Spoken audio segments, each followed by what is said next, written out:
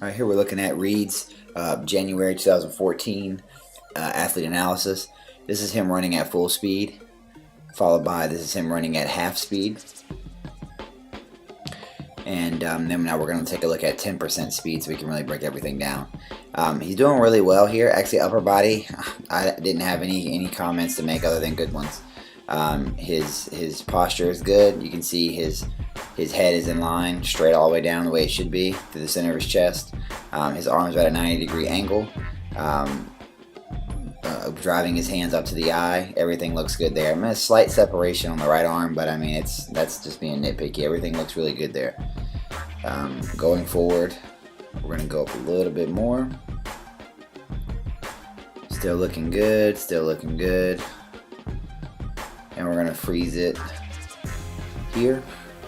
And you'll notice again, great running posture, arms at an L shape, hands up to the eye, chest up, head up, everything is in line. If you actually look at the logo on his shirt, which is in the middle, it's pretty much right underneath his chin, which can show you it's another indicator of him being on plane as far as upper body. Going forward just a little bit more, we're going to stop and look at the lower body, and this is where things get obviously a little cloudy for him. We've definitely made some strides here, but if you look, his knee is extremely off axis, almost 70 degrees, and the correct line is the purple line there, and his line is the brown. And you can see just how off axis that is. So he's still driving that knee kind of in and then having it flip it up and around. I think it's less than it was before.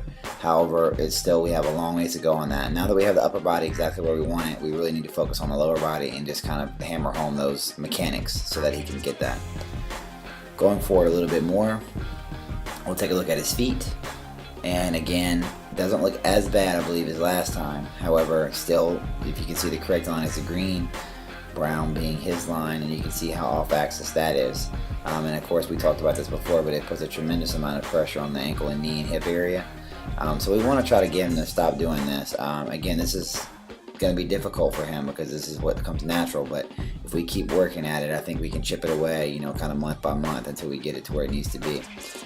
He'll just have to make more of an effort to make those changes as he's running at the facility.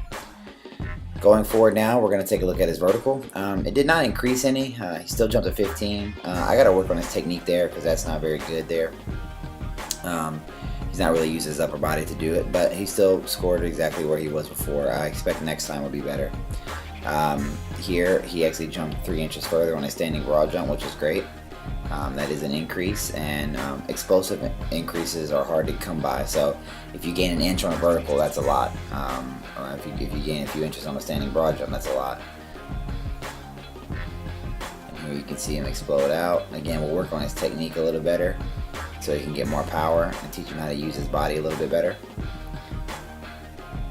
Going forward a little bit more here, you will see his lateral, and actually we did increase this from 15 to 16, which is a 5-yard difference, which is big. So he's 5 yards quicker on his lateral speed in that 30-second time frame.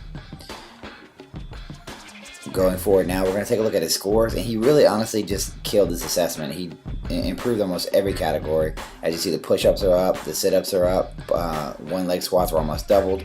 And here's where I'm most proud of him. 10, 20, and 40, all those times went down, every single one of them. Now as he gets faster and faster, the time decrease will be little by little, but those are still as big of increases. Standing broad jump went up, and his lateral, again, 5 yards better on his 30-second time frame there. So you really couldn't ask for a better assessment here. We do want to focus on that standing broad jump and that vertical.